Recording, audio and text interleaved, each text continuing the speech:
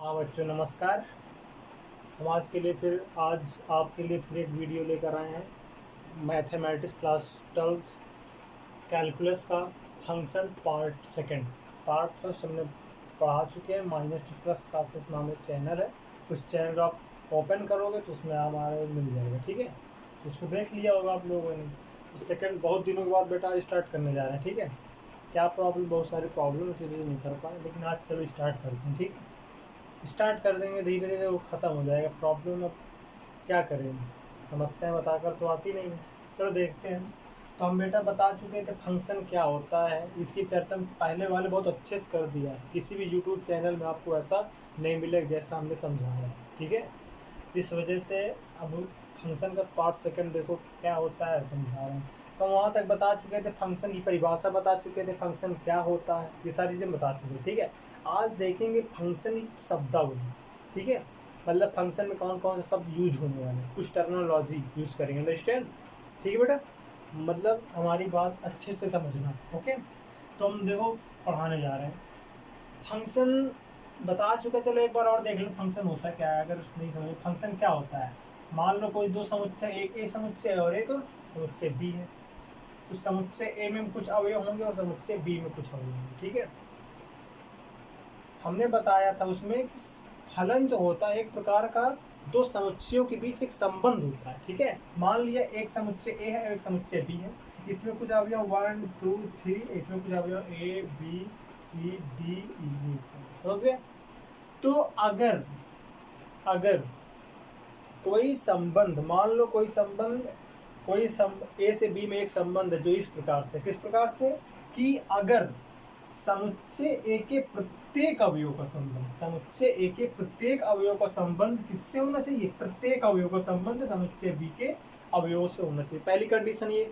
दूसरी कंडीशन क्या है, दूसरी कंडीशन ये है कि समुच्चय ए के एक अवयव का संबंध समुच्चय बी के केवल एक ही अवयव से होना चाहिए। ये एक कंडीशन, दो कंडीशन। सब पहली बात क्या है, सभी अवयव का होना चाहिए संबंध, पहली बात ये होगी। दूसरी बात ये है कि समुच्चय ए के प्रत्येक अवयव का संबंध इससे केवल और केवल एक से होना चाहिए, ठीक है। मान लो ये एक प्रकार का फलन है, ठीक है। अगर हमने ये ना करवा दी, मान लो ये नहीं है, केवल ये दो होते, तो फिर ये संबंध होता बट फलन नहीं होता, ठीक है। इस वजह से, और अगर हम कर देते इसी के हमने तीन के हमने मान लो एक और कर दिया, तो देखो एक की दो वैल्यू जा रही है ना। तो पहली कंडीशन क्या थी कि बचना नहीं चाहिए एक भी। दूसरी कंडीशन क्या है, एक का केवल एक ही के साथ होना चाहिए, बस। ये फलन, ठीक है। समझ में आई बात बेटा, तो ठीक है। तो इतना क्लियर हुआ, चलो क्लियर हो गया, बहुत अच्छी बात है।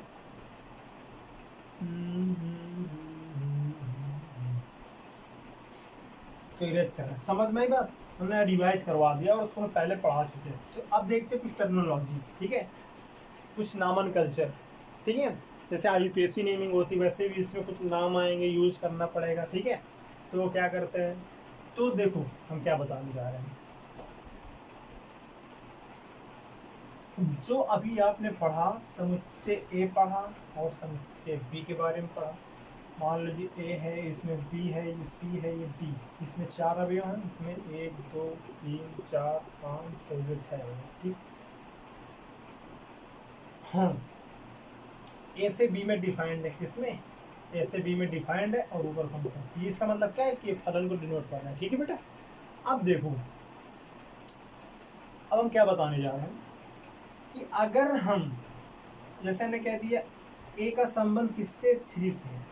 अगर हमने कह दिया ए का संबंध 3 से, तो हम क्या कहेंगे, तो हम इस 3 को जानते क्या बोलेंगे, 3 को बोलेंगे, क्या बोलेंगे, इसको बोलेंगे ए की इमेज। क्या बोलेंगे 3 को हम लोग बेटा, ए की इमेज बोलेंगे। समझ में आई बात, ये क्या है, ये इमेज है, इसकी ए की इमेज है। समझ में आई बात, नहीं समझ में आई, मतलब अगर हम कहते हैं बी का, ये क्या है, 1 क्या है, बी का इमेज है, ठीक है।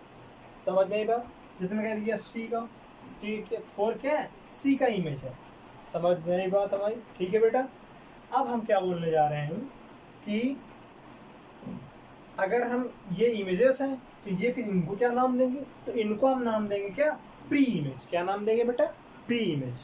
किसको, हम ए को क्या बोलेंगे, 3 का प्री इमेज है, बी क्या है, 1 का प्री इमेज है, सी क्या है, 4 का प्री इमेज है। समझ में बात। इमेज को बोलते हैं हिंदी में प्रतिबिंब, और प्री इमेज को बोला करते हैं पूर्व प्रतिबिंब, पूर्व पहले प्रतिबिंब। ठीक है, पूर्व प्रतिबिंब। इतना क्लियर हुआ, क्लियर हुआ, क्लियरिटी है बेटा। ठीक है, चलो आगे देखते हैं, आगे क्या बोलने जा रहे हैं। तो इतना समझ में बात हमारी, सबसे इतनी बात, मतलब इमेज और प्री इमेज फंक्शन क्या होता है, फंक्शन की परिभाषा बता चुके।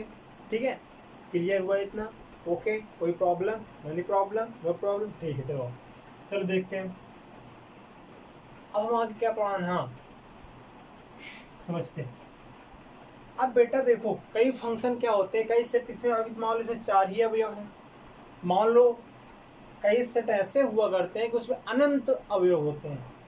अब अनंत अवयव के लिए हम एक एक तो लाइन खींचकर बनाएंगे नहीं, तो हम क्या कर देते हैं, एक जनरल टर्म ले लेते हैं। क्या ले लेते हैं बेटा, एक जनरल टर्म ले लेते हैं। जनरल मतलब एक व्यापक लेते हैं सबके लिए। मान लेते हैं इसका कोई अवयव, माना कोई एक्स है, क्या मानेंगे, क्या जगह मान लेते हैं एक्स है। ठीक है, ओके बेटा, ओके ओके, ठीक है। और इस इधर मान लेते, इधर बहुत सारे होंगे, बहुत सारे होंगे, इधर मान लेते हैं वाई। अब इसका इससे मान लेते हैं, हमने कर दिए। ठीक है, सबके लिए हमने इसमें कोई फंक्शन बना दिया। ठीक है, तो इस चीज को अगर हमने कह दिया इससे संबंधित है, मान लो ये मतलब एक्स रखने पर वो क्या मिल गया, वाई मिल गया, तो इसी चीज को कैसे लिख सकते हैं, रिप्रेजेंट कैसे करेंगे, डिनोट कैसे करेंगे। ठीक है, कैसे रिप्रेजेंट करते हैं, तो देखते हैं। इसी चीज को हम लोग बेटा लिख सकते हैं y is equal to F X. ठीक है, समझ में बात, क्या लिख सकते हैं, y is equal to F X, मतलब इसी चीज को हम इस छोटे फॉर्म में लिख सकते हैं। ठीक है, y is equal to F X. ये एफ एक्स आपका, ये एफ क्या है, एफ एक प्रकार का बीच इन एक्स और वाई के बीच में एक रिलेशन बना रहा है। इस एफ के स्थान पर क्या हो सकता है, साइन हो सकता है। मान लो एफ साइन हो गया और यहाँ पास एक्स आ जाएगा, Y equal to sine X. Sine एक फंक्शन होता है, इसकी बेटा हम डिटेल में चर्चा करेंगे। ओके, समस्या कुछ नहीं है, समस्या बस इतनी सी है, समझते चलो, रटो मत। इस एफ के स्थान पर आप कॉस ले सकते हो, tan ले सकते हो, आप y इज इक्वल टू मान लेते हैं हम लोग क्या ले लिया, x क्यूब ले लिया, ये भी एक फंक्शन है। नहीं समझे बात हमारी। ठीक है, मान लो यहाँ क्या है, ये x तो है, cos की जगह f की जगह क्या है, क्यूब लगा हुआ है। ठीक है, समझे बात हमारी। ये सारी चीजें होती हैं, समझ में आई बात। हाँ, और एक चीज देख लेते हैं, और एक चीज हम लोग क्या देखते हैं। हाँ, इधर एक ही सेट ए आपको दिख रहा है ना, देखो क्रॉस देखो, अभी मैं बता चुके हैं कि जो आपका सेट ए होता है, इस पर उपस्थित प्रत्येक अवयव क्या होता है, उस फंक्शन का, इस फंक्शन क्या है, इमेजेस होती हैं। क्या होती हैं, प्रतिबिंब हुआ करते हैं, सॉरी प्री इमेज होते हैं, पूर्व प्रतिबिंब होता है। ठीक है, और इस ये इमेज होती हैं, इस पूरा समुच्चय क्या है, इमेजेस होंगी, बहुत सारी इमेजेस हैं। ओके, अब हम क्या बोलने जा रहे हैं, ये बड़ी चीज बोलने जा रहे हैं, इसको नोट कर लो, कॉपी पेन खोल लो, नोट करो उसको। हाँ, हम क्या बोलने जा रहे हैं, सेट ए आप, तो सेट अगर function defined A to B में फंक्शन डिफाइंड है, मान लो हमको पता है कि ये फंक्शन है। ठीक है, तो समुच्चय ए के प्रत्येक अवयव, समुच्चय ए का प्रत्येक अवयव, समझ गए, इसका समूह अगर हम ले लिया जाए, मान लो ये प्री इमेज है, इसको ये भी प्री इमेज है, ये प्री इमेज है, किसकी, 3 की है, इसकी मतलब प्री इमेज है। ठीक है, बचना नहीं चाहिए, ये बेटा एक है, बचना कोई नहीं चाहिए, इसमें कोई भी नहीं बचना चाहिए। अगर बच गया तो समझ लो फंक्शन नहीं है।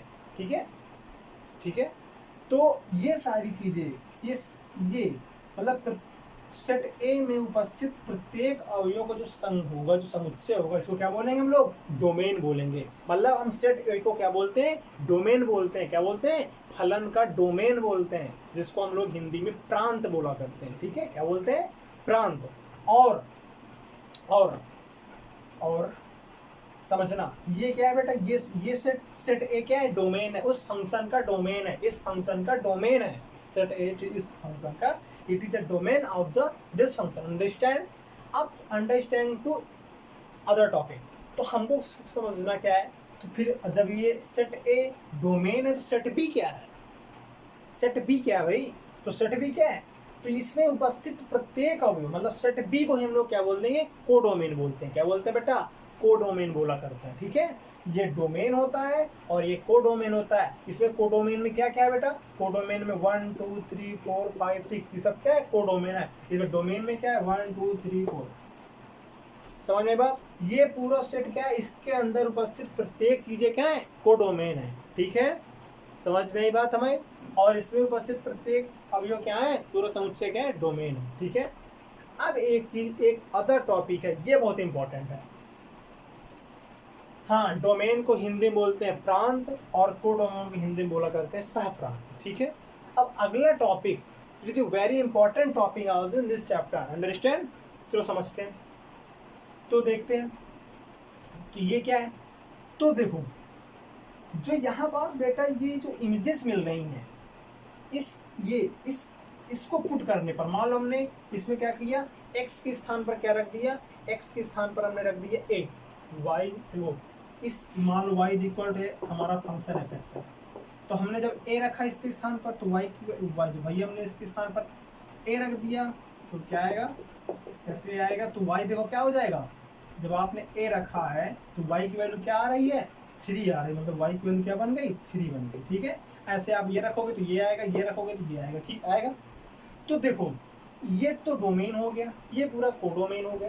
तो यहाँ पास हमने जब a रखा, a पर क्या आया, 3 आया, b पर क्या है, 1 आया। मतलब हम अगर जो वैल्यू रख रहे हैं, जो पुट कर रहे हैं, तो जो हमको इनपुट मिल रहा है, मान लो समझ में बात भाई, मान लो हम कुछ दे रहे हैं, तो फंक्शन कुछ दे रहा है ना। जैसे हमने इसको a दिया तो वो क्या दिया, इसने 3 दिया।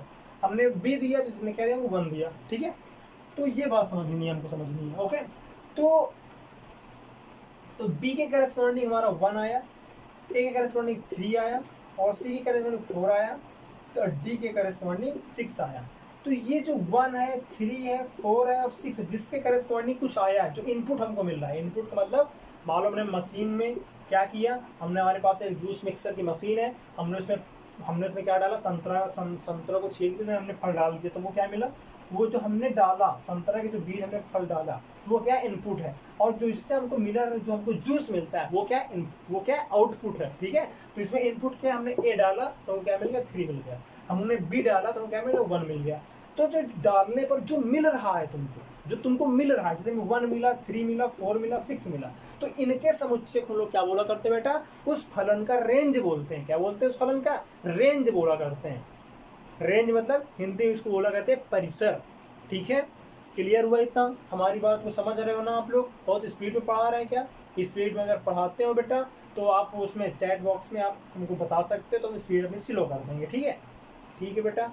तो ये बात, ये चीज़ समझना है आप लोगों को। ठीक है, हमने क्या बता चुका, हम इमेज पढ़ा चुके हैं आपको, प्री इमेज बता चुके हैं आपको, डोमेन बता चुके हैं आपको, और हम कोडोमेन बता चुके हैं आपको, और आपको हमने रेंज बता दिया। ठीक है, रेंज क्या होती है, डोमेन क्या होती है, रेंज क्या है, कोडोमेन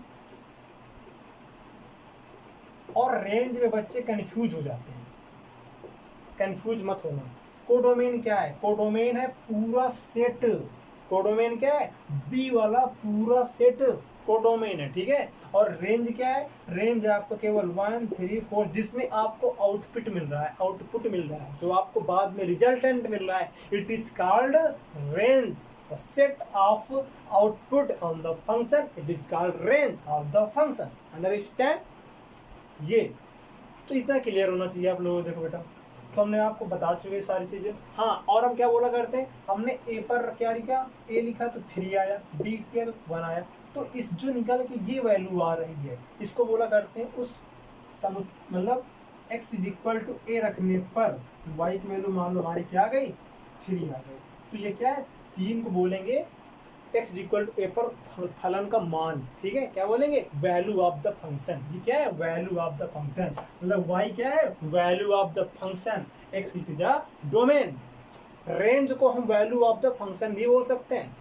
उन सारी वैल्यूज को आप इकट्ठा कर लो तो ही क्या बन जाता है, रेंज बन जाता है। एंड केवल एक की बात करोगे तो वो क्या है, वैल्यू ऑफ द फंक्शन, मतलब उस फंक्शन का मान है, मतलब उस फलन का मान है। क्लियर हुआ ना बेटा।